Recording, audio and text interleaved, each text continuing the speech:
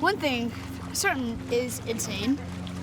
Secondly is loving, definitely. And I'd say another thing would be she is also, I don't know how to put that. I mean, she's really crazy, but good crazy? I mean, crazy but good crazy, yeah. She's kind of superhuman because if she puts her mind to something, she's gonna darn well do it.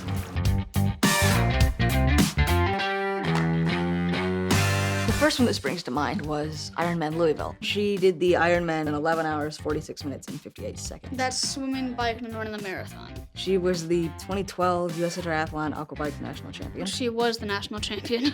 The 2012 Ironman Augusta, the half, she did that in 4 hours, 40 minutes. She qualified for Worlds. The 2012 Beach to Battleship Half Iron Aquabike. Yeah, and she placed first overall female. The 2014 Swimmer on Key West. That was a bit of a crazy endeavor. It's like a 12-mile swim all the way around Key West. There's shallow parts and like rough parts, and you can't touch the ground. You cannot touch the ground. No matter how shallow it is. Yeah. And she was the first female done, I believe. Yeah. She wins or she finishes very well for her age group. Now I am getting ready to do Race Across America. We'll be riding 3,000 miles from Oceanside, California to Annapolis, Maryland. I competed in Race Across America in 2015 with a 4-person co-ed team. But 8 months before that, I actually had brain surgery. I was diagnosed in August of 2014 with a microadenoma tumor on my pituitary. And so in October of 2014, it was removed. So I was in ICU at Piedmont for 3 days, and then 8 months post-op, I did the Race Across America.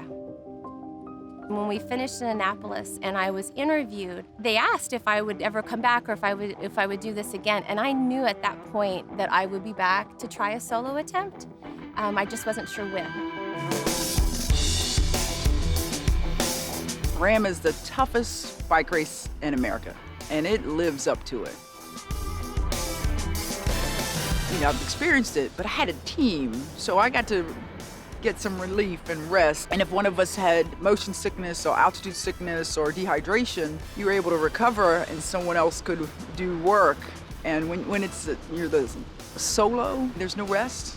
There's really no recovery. I mean, it's not just the elements, the training, the climbing. You're under time constraints as well, so you're on the clock.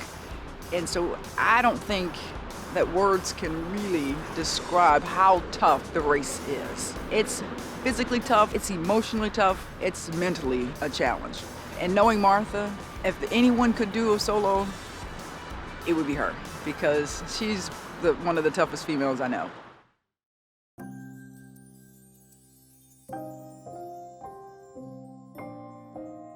Both of my children were born micropreemies. My oldest, who's now 15, was born at 24 weeks. He was 1 pound, 11 ounces. When I brought Henry home from the hospital, we were so limited on what he could do. He was medically fragile. He came home with an ileostomy. He had brain bleeds. He was visually impaired. It was nonstop medical care. We were housebound for 2 years with him. It was a very stressful time of my life and my family's life. So I had to figure out what I could do to be a good mom. And to be a good mom, I needed to do something physical. So I walked every day with him for miles. But then, you know, on days that the weather wasn't good, then I'd have nothing to do. So then I bought the treadmill. So I started on the treadmill. And I was involved at that point with some preemie support groups and things. And I had met another mom who was in a very similar situation as I was. So she and I decided that we were going to start running together. So Sunday mornings we would meet, and we started off literally running to the end of her block and back. And we thought that was like the best thing ever. And then from that, we went all the way, we signed up for our first marathon. So the running and the exercise came and built from the point of bringing him home from the hospital.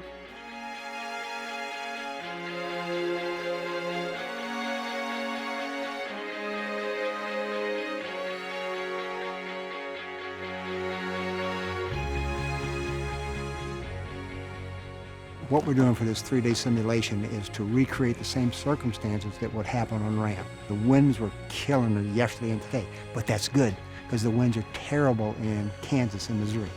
I wish it had rained, because it's going to rain on us there. In the military, you sweat in training so you don't bleed in combat. That's what we're doing here. We're going to sweat in training so we don't bleed on ramp. This is one of her dreams. And there's not that many people in life who have a dream. You know, talk about this bucket list thing. Some people have dreams, and this is a dream for her, not a bucket list thing.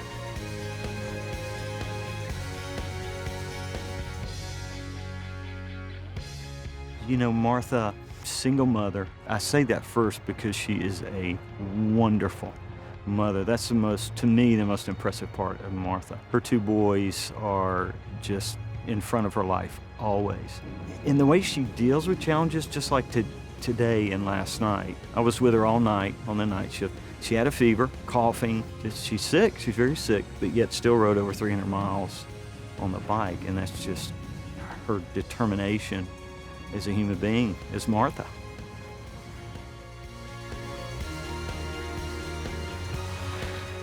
The RAM journey is stressful physiologically to the body in general. We'll be monitoring her closely, her blood pressure, her heart rate, how she's feeling.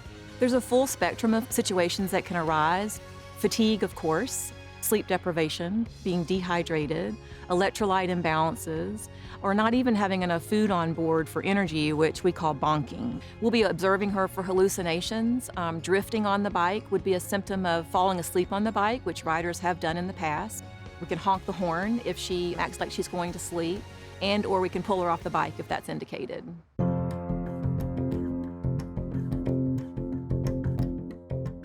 I was diagnosed with Ehlers-Danlos syndrome in around 2008.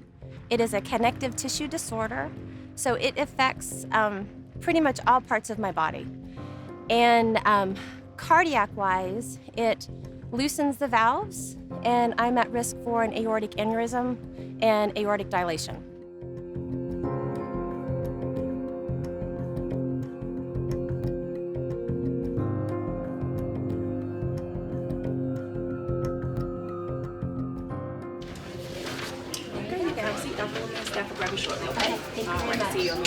And we are going to go right in here. I definitely think I think about things differently. You know, even walking into appointments like this, you know, I try not to overthink it. I try not to spend time beforehand. But when I walk in the door, I know that there's always a chance that he's going to listen to me and I'm going to sound different. What he could say to me is, you know, he's hearing more leaking in the valves. He could hear a dilation in the aorta. He could hear more regurgitation from the aorta. So at any point that could change. Because I'm curious as to whether if it would dilate, will I have a warning or will it just blow? This situation can be serious. People who have tested positive for the vascular genetic form of this typically don't live past their 4th decade. I'm 46, so you become very aware of that. But I also know that I have to take care of things and I have to have my boys taken care of, and you know, things have to be in order because I don't really know. But it really can be like that for anyone. Time can be short for anyone, we just don't really know. I just try to be a little bit more appreciative of my time. The main thing with the blood pressure, as we've said, is with collagen vascular issues, you don't want to have aortic aneurysm, which some people have. So we'll be looking at the aorta size to be sure it stays normal. And one of the tricks to being sure that it stays normal is we keep your blood pressure well controlled. She has this syndrome where the collagen can break down, and so people can have multiple cardiac defects out of it. So it's a careful balance of being sure she's got enough blood pressure so she can perform, but she's not carrying any more blood pressure than she needs to. And that'll protect those valves from leaking, and that'll keep them lasting longer. The main thing is the heart squeezing well, it's not dilating up, the valves are leaking minimally, so I think that valve's good for a ride across America.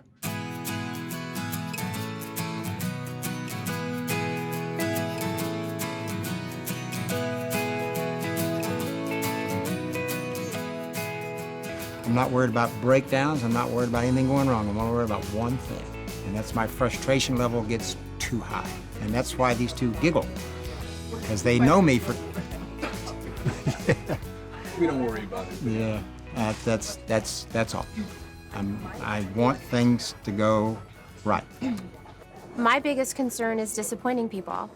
disappointing my crew, disappointing all the volunteers that have gotten me here, disappointing family and friends and people who have supported me and who are following me. I don't want to let anybody down. So, my goal is to do the best I can, and hopefully that's enough. Oh, you'll finish the race, there's no question about it. But if you goober something up along the way, you'll never live it down.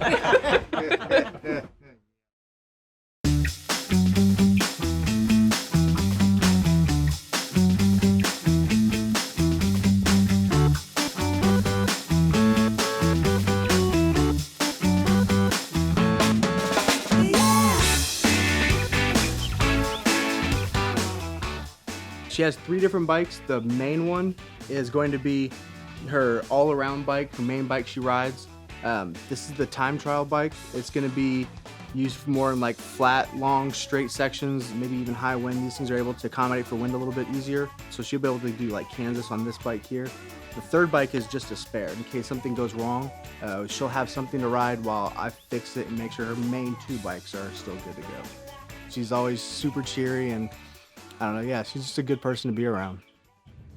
You don't meet many people as driven as Martha. I mean, you just don't. Not worried about injuries, not worried about her not having the physical capability to do it or the mental capability. I'm worried about sleep deprivation. When we did our simulation, our 1,000-mile, there were 2 times that she said, look, I'm falling asleep. I'm just about to go over. Tomorrow night, everybody will be wide awake. Nobody will sleep, and even Martha won't sleep much. Second night, the adrenaline will carry you probably through the second night. Third night, you're toast. And you can't do anything about it. I mean, you can open the window, you can slap yourself in the face, you can sing songs, you can put on rock and roll. It doesn't make a bit of difference because you will fall asleep. And that's why we have crew rotation, and that's why the people in the RV will get, and everybody said, well, where am I going to sleep? And how? Well, I'll tell you what's going to happen to you. Third day out, you'll fall asleep where you're standing. Mm-hmm. I've fallen asleep in water before, up to my waist, and fell asleep. Mm-hmm. So the body will shut you down, whether you want to or not. And there'll be hallucinations. The crew won't hallucinate, but Martha will. Martha will hallucinate because they'll get more sleep than she will. And they have to because they've got to get her going. Yeah. Is it just a glass elevator for rain? And any of these distance things are really hard output. You can only get so fit. I mean, you're there, but it really becomes probably, I don't know, 75, 90% mental. And we just feel like with her attitude that she can do it. Martha and I have collaborated over the past year around hour-by-hour nutrition intake. She'll consume about 8,000 calories.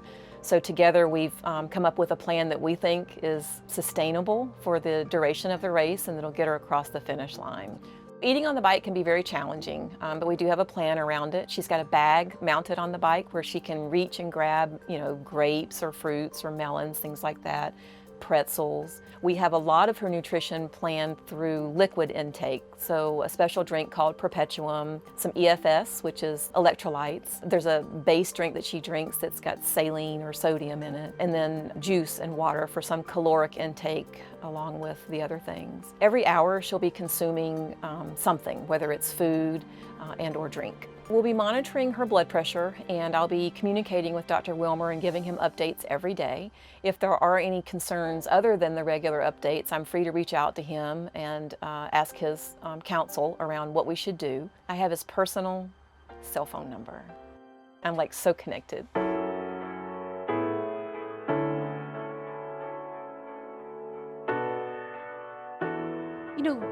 Arriving in Oceanside with everyone, I guess really last week packing up everything. That was a moment. And then watching the gear drive away and the bikes leave and kind of like, wow, okay, things are happening now. All this planning and the preparation and the talking and arranging for things. Now we've actually started where things are happening.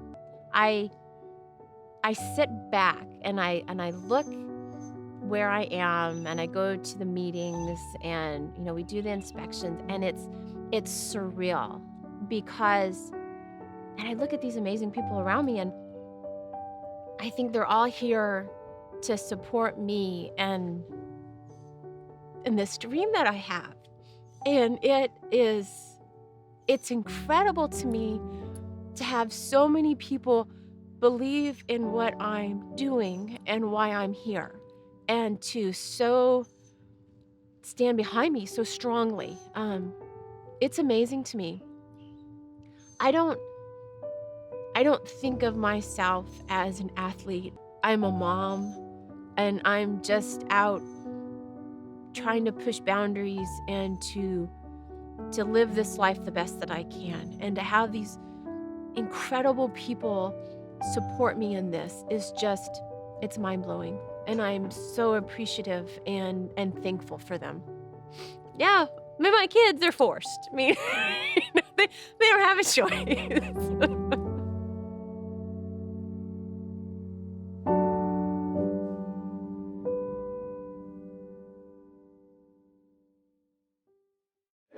See what time is it? It is 8:32 right now.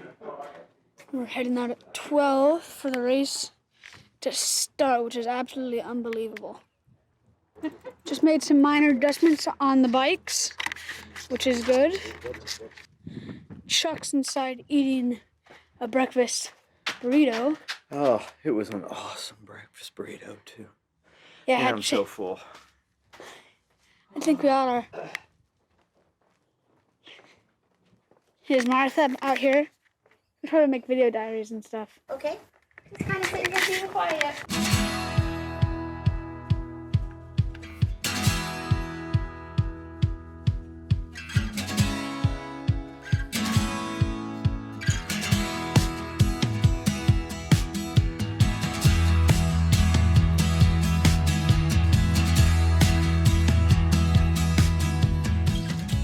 I guess the first thing, you have to put the right people together to support you in this, and then you have to trust them as you're doing this journey. You have to believe in yourself, and you have to be able to visualize you actually doing the race. You have to see yourself in different parts of the country, and you have to be able to see yourself at the end and finishing the end.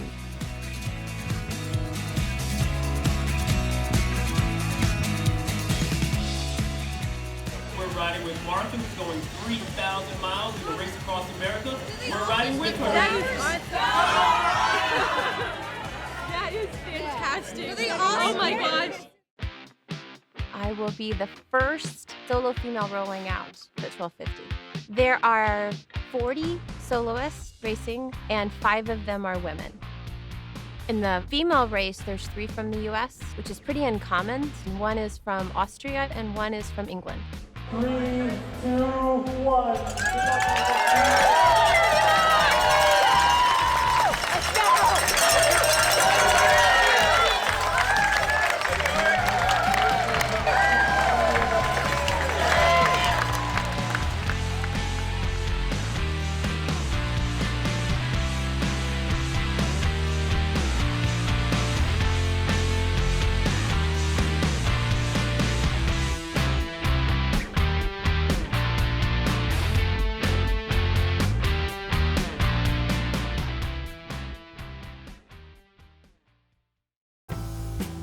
I like to climb.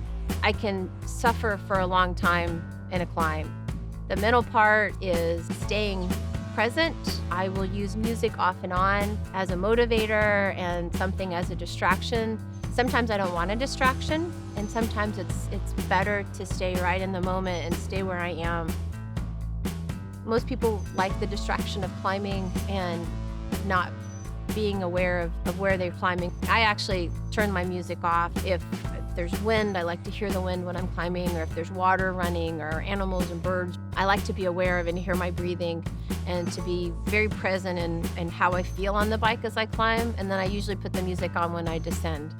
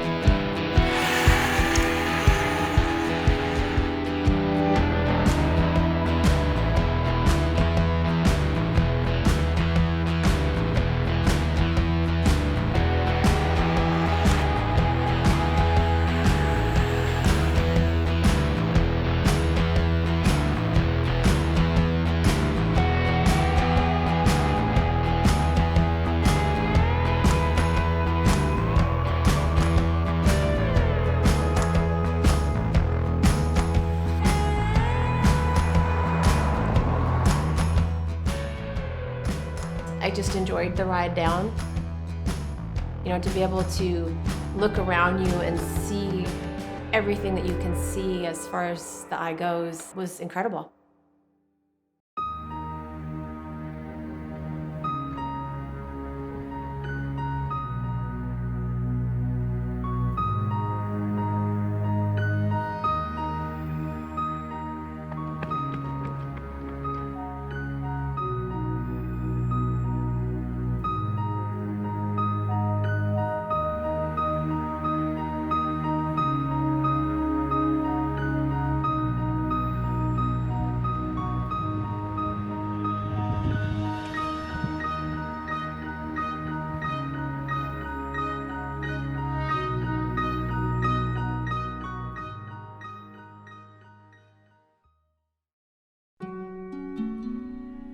I guess in my mind, I think that you can do anything for 12 days. So it's just settling in and being present on where I am. And you can look ahead, but it's not really about what's coming ahead. It's where you are right now.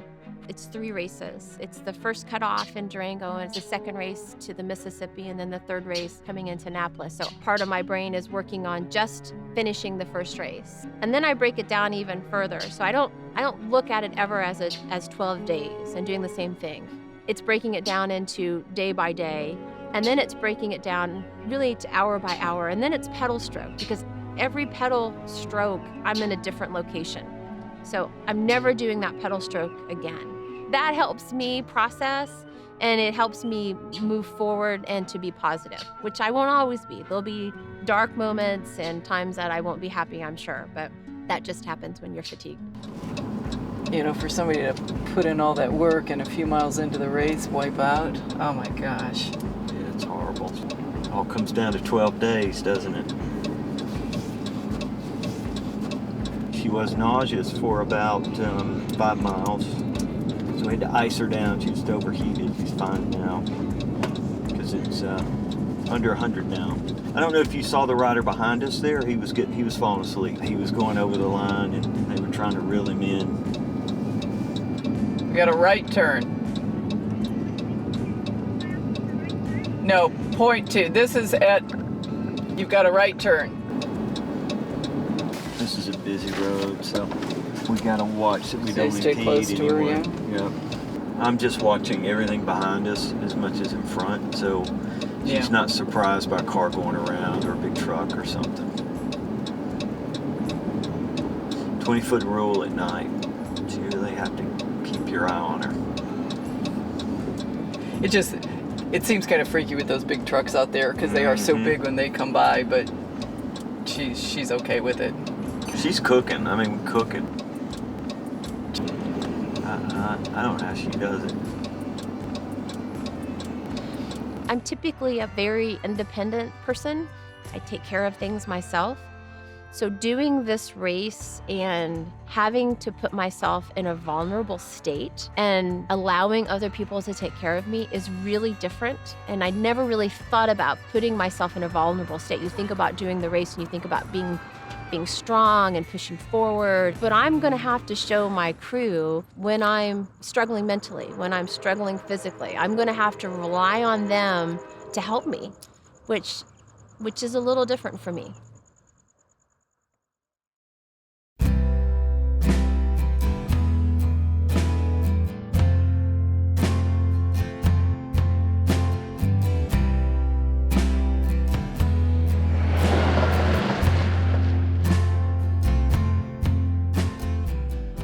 Plan was to pull her in at 1 o'clock, and we got her in at 1 a.m.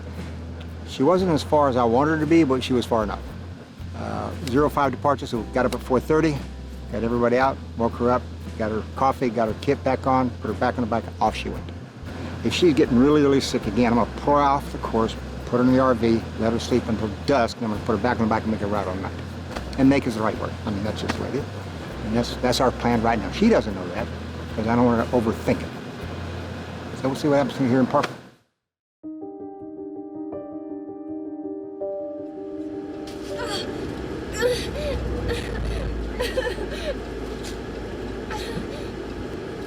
I was going down too.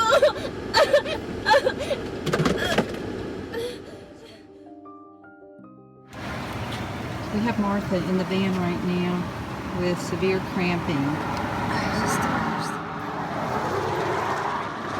it's like now the nauseous, like. And nauseousness. It gets to be a vicious circle. It is. It's like. Is it subsiding at all, Martha? The nausea? Yeah. No.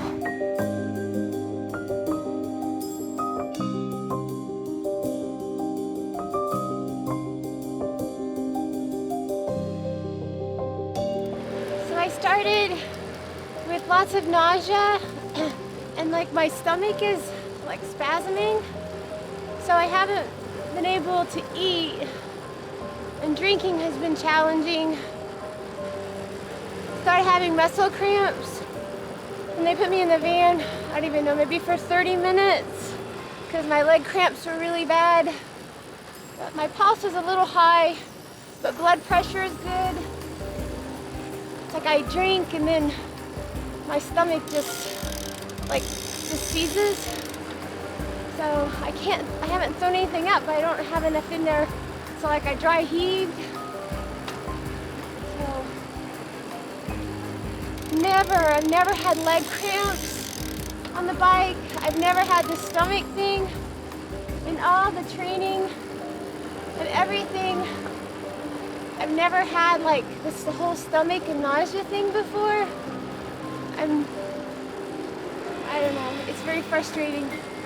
Just trying to do what we can just to keep moving forward. I'm going to be very close on making the cutoff now to Durango, which is just very frustrating.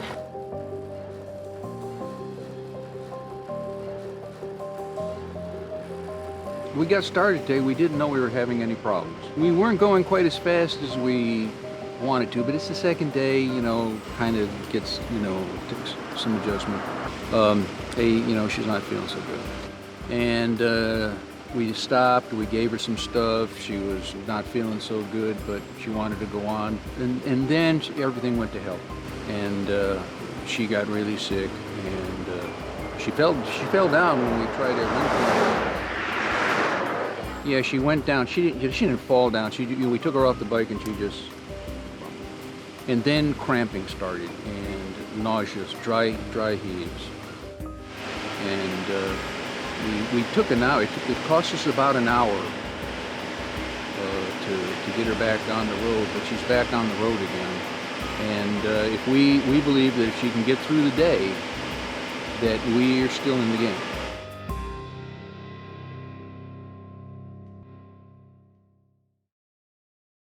Blood work looked like I was dehydrated and heat exhaustion, but the electrolytes were normal. So what we were doing for electrolytes worked. It was just the whole caveat of all these other things that kind of came together. So I had a Zofran in the IV, and so the nausea and the stomach ache has gone away, which is very nice. I'm really cold right now from the fast drip IV. But once that is done, then I can warm back up. Dr. Wilmer called from Piedmont and has checked in, gave me further information on what he'd like to see and as far as my hydration and electrolytes. But I think I'm in good hands. I need to probably put some more calories in me before I roll and get back on the bike and start riding again.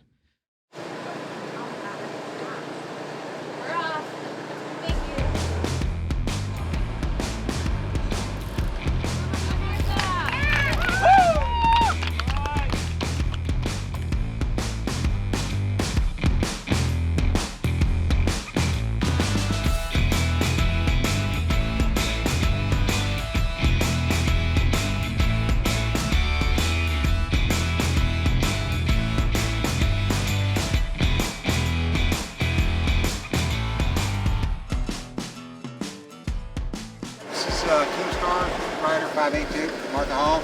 She's been off the course for 6 hours, back on the course. We took her out and yeah, she is. Got her fluids, got some solid food, had a quinoa salad. What's that stuff called? Some kind of salad. Sweet potato. Sweet potato, real food. With butter. She's smiling, we're joking, and we're gonna ride her 13 hours straight, non-stop, except breaks for, And and then she should be back on schedule to make the rain go on time. I thought she looked great. She looked refreshed. She looked hydrated. She tolerated a smoothie before she left. So I think she's got it in her. I do.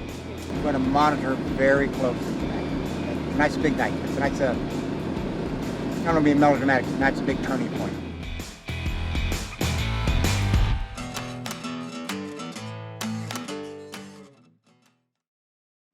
Chuck, Yes, where are we going right now? we're going to take a shower. Why are we going there? Because you stink. And I can attest to that. When you waved to your mother, there was this cloud of specialness.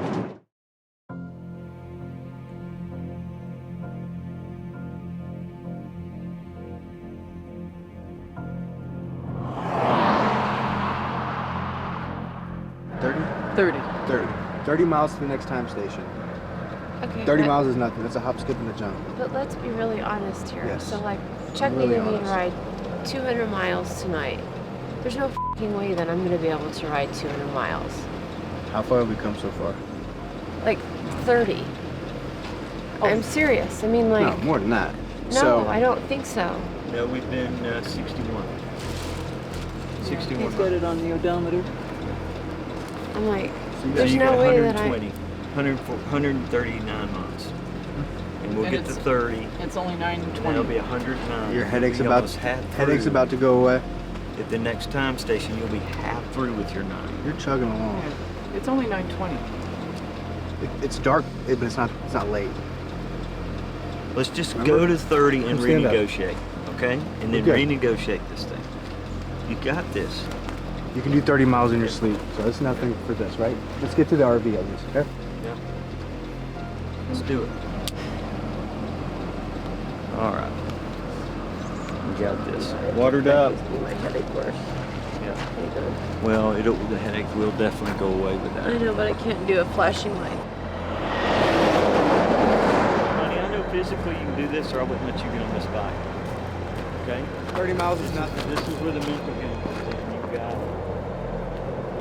Physically, you got it. Physically, you got it. Let's rock. We're direct follow.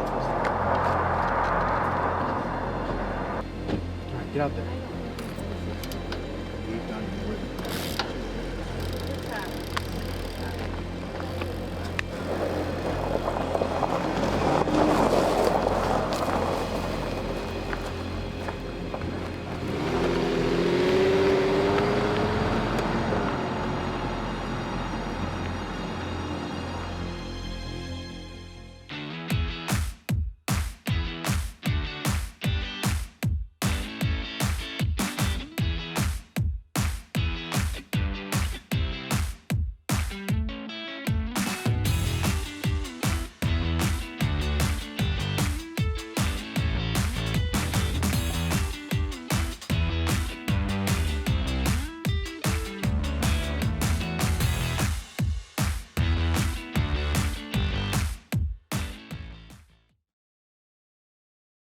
Okay, so Martha's Achilles tore, which is not good, from muscle cramping from being dehydrated.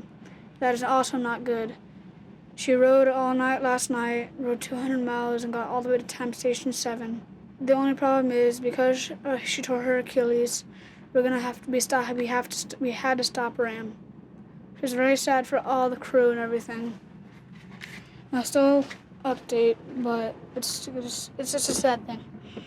Bye.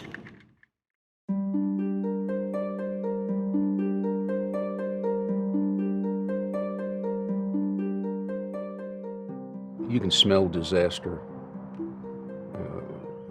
We weren't there very long when we knew that it was a decision point. Crew chief and Martha were in the RV for a long time, and he came out and we talked about it a little bit, but I think he left the decision with Martha, and then he went back in, and by that time they got input from the orthopedic doctor. So we made the decision then to be done. It wasn't a mental thing. I felt like my body just failed, and I couldn't fix it, and I couldn't push through it, and no matter what could be done, I couldn't make it right. So we were finished. The part that hit me the hardest was, she was obviously very upset, and she goes, I have to be a mom now. She couldn't push on. She had to think of her kids, her future, If she pushed on toward worse, it would have been more difficult for her children.